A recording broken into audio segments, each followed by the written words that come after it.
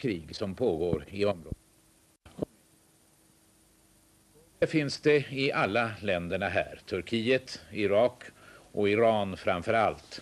Men de vi ska berätta om idag, det är de iranska kurderna, vars Kurdistan finns i västra Iran. Där har den kurdiska gerillan trängts ut och har nu sina baser i Irak längs gränsen.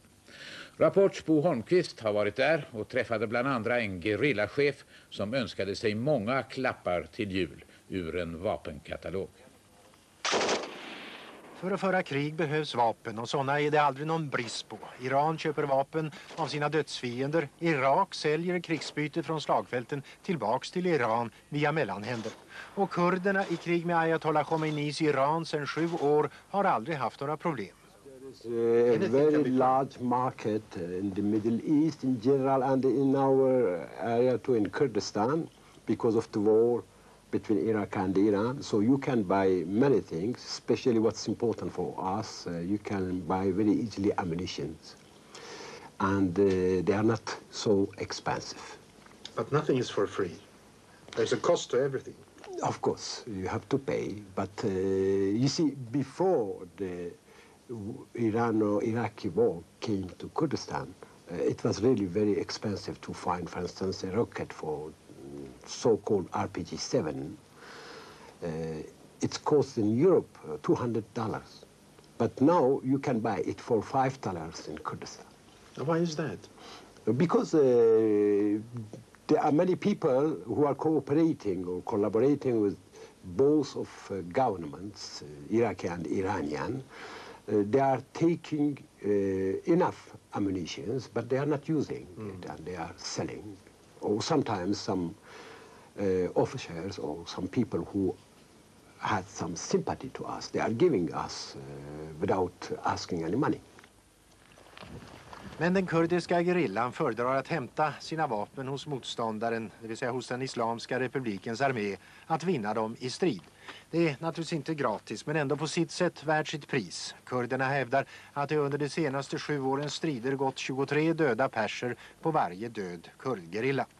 Några pengar har man inte i överflöd, man har inga hemliga källor att ösa ur, inga okända välgörare. Så här kan en önskelista, en gerillaledares önskelista se ut när han formulerar den med vapenbibeln Janes i händerna. There is a very good French mortar, 60 mm, which is very useful for us and not very heavy. It is portable. For Peshmerga, it's very important. And it's a very good arm to attack military bases. And then, of course, there is another Sovietic arm, which is called the BTC.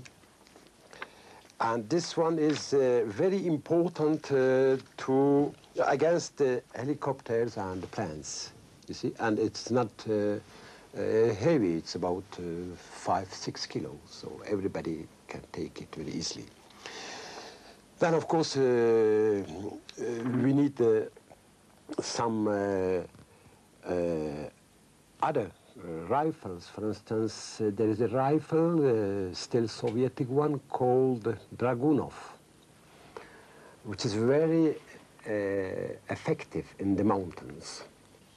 En gerillaledares inköpslista utan smussel för nästa generation gerilla, Peshmergas som de kallas, och som här får sin utbildning på de iranska kurdernas egen militärskola.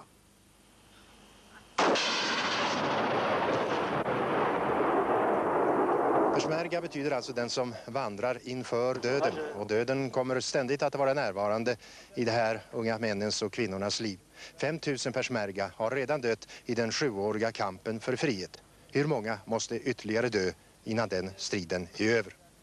Bo Holmqvist i Kurdistan på gränsen mellan Iran och Irak. Så en mängd konstiga Han är en av den kurdiska revolutionens många hjältar och knappast en enda del av hans kropp är helt oskadd. På 7 år har han sårats 12 gånger och var kulorna har gått in, det visar han här. På 7 år har han inte heller sett sin familj, hustru och barn. Ändå tycker han inte att han har offrat nog för sin dröm om ett självständigt Kurdistan inom Irans gränser. Och han förtjänar att bli trodd mot den här bakgrunden. والله فهمواني أو بس فهموا دبيت هارزجاري قلي كرد إما هر مبارزة كان وأجر صدق جار تريج برين داربوم يا ما قربو كجرم أنا هردز لمبارزة هالناقرمو هر رومو. Utsikterna för den gerillasoldaten och hans kamrater i partisanarmén är inte de bästa. Därför att de kämpar mot en överlägsen fiende. Det är ett Iran som förmenar dem självstyre. Och här lägger partiledaren, gerillaledaren Gassemlou ut texten vid en av de veckovis återkommande kvällsträffarna med partiarbetarna i högkvarteret i Ingermansland mellan Iran och Irak. Och hans budskap är att de iranska kurderna aldrig har varit bättre organiserade eller bättre rustade eller mera enade nu. Det stärker tron på framtiden, det inger hopp. Och om nätterna vandrar partisanerna in över gränserna till det iranska Kurdistan och biter som löss i Khomeinis päls. Men några får alltid stanna utanför, för dem har vägen hittills bara lett bort. Och det är flyktingarna, och de ordas det aldrig mycket om. Vad de hade, det förlorade de när Iran gick till attack mot de uppstudsiga kurderna i ett heligt krig.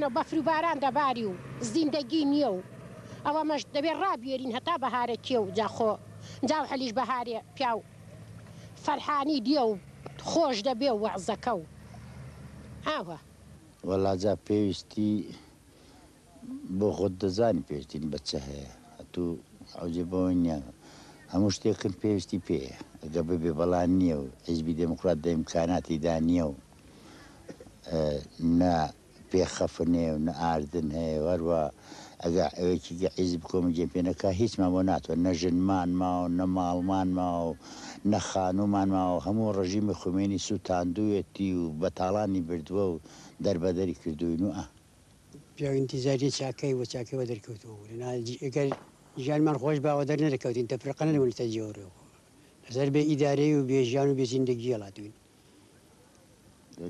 داری کردوین ولی ظلم خمینی لاتون نخانون ما نملکن ما و نباغ و باغات ما ما هیچ ما نما آجاب خوش من قبل منی نو دیار خرابتر من لرکا. Över deras huvuden så rusar bokstavligen bomber och granater varje dag. För fronten går bara 2 kilometer härifrån och det är inte omöjligt att de tvingas att flytta på nytt. Men vem bryr sig egentligen om dem i hela världen? Vem bryr sig om dessa människor i deras ynkliga tält? Vem bryr sig om vad som händer med Kurdistan och vad som händer med de här människorna? Bo Harnqvist för Rapport i gränslandet mellan det irakiska och iranska Kurdistan. Och den...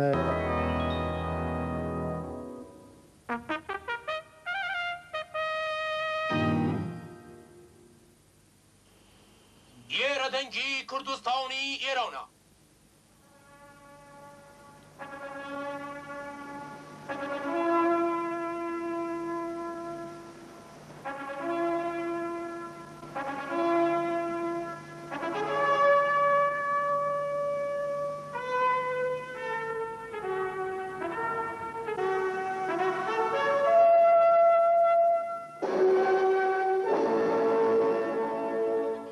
Ja, detta är Kurdistans röst. Den rösten når in över bergen och bortom bergen.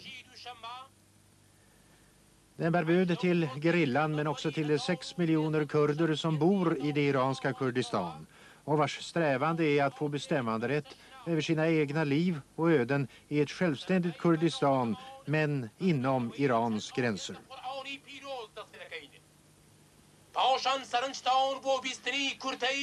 Det här är helt enkelt dagens programtablå. Ett stycke Koranen, några nyheter om nattens strider mellan Khomeini-soldater och den kurdiska gerillan. En betraktelse på temat den stora satan och prästernas terror. Kort sagt en typisk dag. Kurdistan vaknar.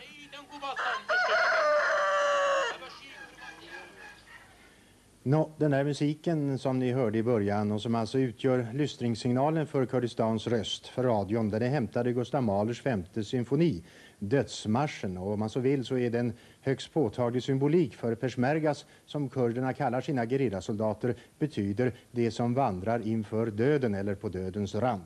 och nästan 800 om året. Nästan 800 partisaner om året har överskridit den gränsen till döden under de 7 år som gerillakriget mot Khomeinis Iran har pågått. Det glömda kriget som det också kallas och som fortgår i skuggan av den större kraftmätningen mellan Iran och Irak. Det finns annars flera krig som pågår i det större. Kurdernas 15 miljoner människor är huvudsakligen spridda över 3 stora nationer, Turkiet, Irak och Iran. I århundraden har de strävat efter självständighet, ingenstans har de fått den. Och iranska kurder slåss nu på Bagdads sida mot Teheran. Och det finns irakiska kurder som slåss på Teherans sida mot Bagdad. Konstellationerna i framtiden vågar man inte sia om. Men det är lätt förvirrande och det är svårt att hålla reda på. Det är samtidigt uppenbart att det inte är kurder som kurder. Kurder lever i många länder och de är organiserade i många partier och organisationer med olika medel och mål och syften. Och det måste man säga med anknytning till dagens situation här i Sverige. Det här programmet ikväll det handlar dock uteslutande om de iranska kurder som har samlats i PDKI, det demokratiska partiet i det iranska Kurdistan. Ett parti som drog upp i bergen då Ayatollah Khomeini startade sitt heliga krig för 7 år sedan för att tvinga de uppstudsiga kurderna till lydnad. Ingen har så vitt jag vet någonsin misstänkt eller anklagat de kurderna för terroristisk eller subversiv verksamhet utanför det egna hemlandet, där de naturligtvis anser att de i all rätt kan göra vad de måste. Dessa kurder har idag tvingats ut ur det iranska Kurdistan som Iran idag håller med över 200 000 soldater. Idag har de kurderna flyttat sitt högkvarter hit till vad som på kartan kallas Daftar. Det ligger i vad som i 10 år varit ett ingenmansland mellan Iran och Irak. 500 kilometer långt, 10-20 kilometer brett, förbjudet vid dödsstraff enligt lag att uppehålla sig där eller 20 års fängelse om man inte kunde läsa eller skriva. Hit flyttade högkvarteret Daftar för 3 år sedan med irakernas goda minne. Härifrån dirigeras den kurdiska gerilla som natt efter natt från baser spridda längs gränsen slår in mot den iranska armén på andra sidan gränsbergen. Och det måste sägas, sannoliken ingen trasgerilla utan ett välorganiserat och målmedvetet uppror som ni ska få se. Det är lärdomen av den här reportageresan och dess resultat. Här kör vi in genom dalen och när den tar slut så är vi framme vid iranska gränsen. Men för att komma hit så har vi passerat igenom den irakiska frontlinjen där kanonerna och stridsvagnarna står uppställda sida vid sida. Daftar, högkvarteret, ligger här med många moderna bekvämligheter, fast lite annorlunda vi normalt tänker oss dem. Och i bergen runt omkring så vakar gerillan över oss. Husen är föga luxuösa men de tjänar sitt ändamål att ge skydd för väta och kyla. Här väntar man annars på att Khomeini ska dö. Vous avez raison, la mort de Khomeini va changer le scénario, mais il ne faut pas attendre la mort de Khomeini, et puis surtout il ne faut pas, disons, créer une situation où tout dépendra seulement de la mort de Khomeini. Nous luttons contre le régime de la République islamique avec Khomeini ou bien sans Khomeini, c'est ce qu'il faut faire. Ja, mycket annat så har man här i högkvarteret ett tryckeri. Där gör man 3 kvartalstidskrifter och en daglig bulletin. Man har också en vapensmedja som kan reparera 100 gevär i månaden. Lönsamt för en gerilla. Och ett bageri, 1500 bröd om dagen bakar man här. Och bagarna är bland högkvarterets högst betalda, för bröd är en viktig basföda för kurderna. Här inne gäller verkligen marknadslöner. En liten skola finns det här också som kunde vara bättre. Framförallt kunde den vara varmare och ljusare och renare. Men allt här präglas av hotet om uppbrott.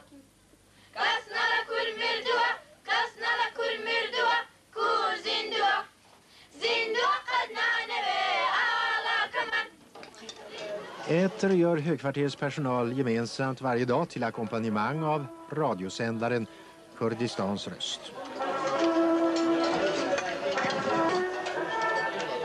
Och naturligtvis så håller man sig med sin egen mulla, sin egen fältpräst, med Koranen i den ena handen och k-pisten i den andra. Är Khomeini en falsk profet?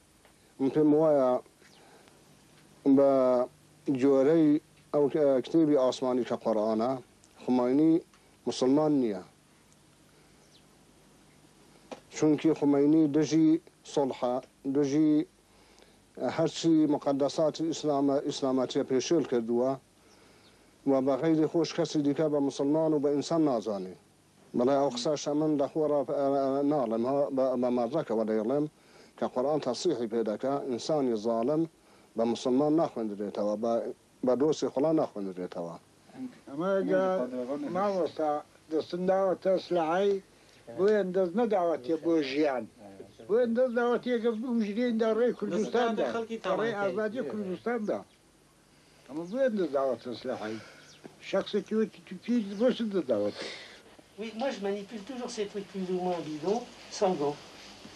Et après je mets les gants. Tu vois? Même mes instruments. Den enda hjälp som de iranska kurderna vetligen får utifrån är den som kommer från några franska medicinska hjälporganisationer. Och de får ofta som här plocka kulor ur sårade peshmergas som har varit på väg över bergen i många dagar och nätter eller till och med veckor på väg från slagfält till sjukhus alltså. Organisationen fulländas av den soldatskola som man nu har haft i 4 år och som påstås ha utexaminerat 3000 gerillasoldater under den tiden. På 2,5 månader så skolas de politiskt.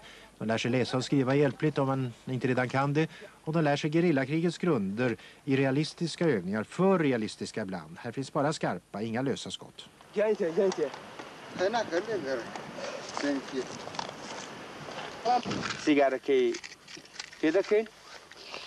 Det här är Kakrafour, broder Rafour. Han har visserligen bara en arm, men den räcker bra.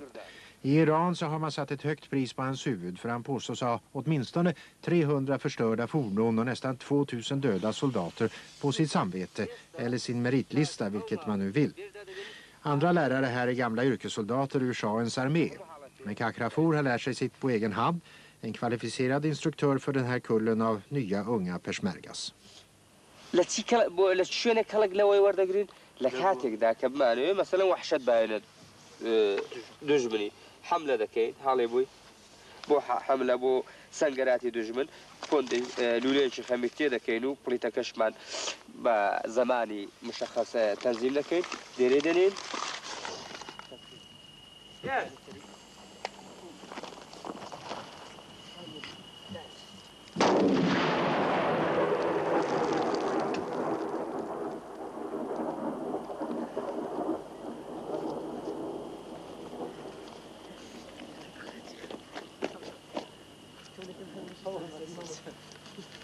ئامۆزشهایشی کە ئێمە دەیدین با تەوەجه بە شراتیشی کە لە کوردستانی پێشمەرگە بە نیسبەتی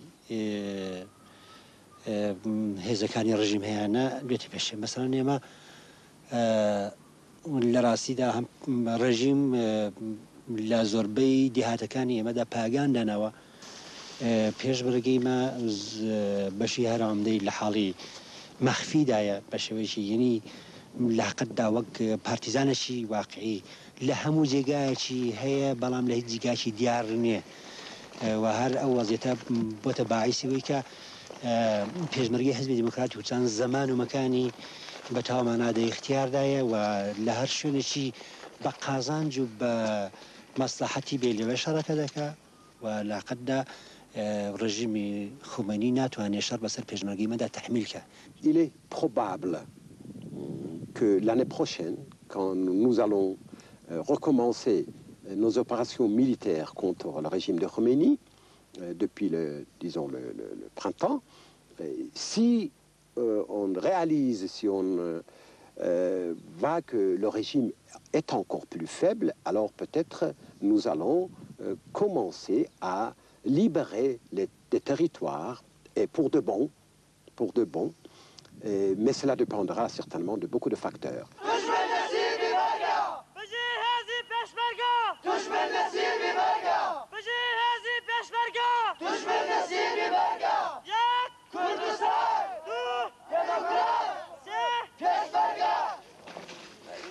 Ett halvt dussin kvinnor finns det här som tävlar med männen på lika villkor, sägs det.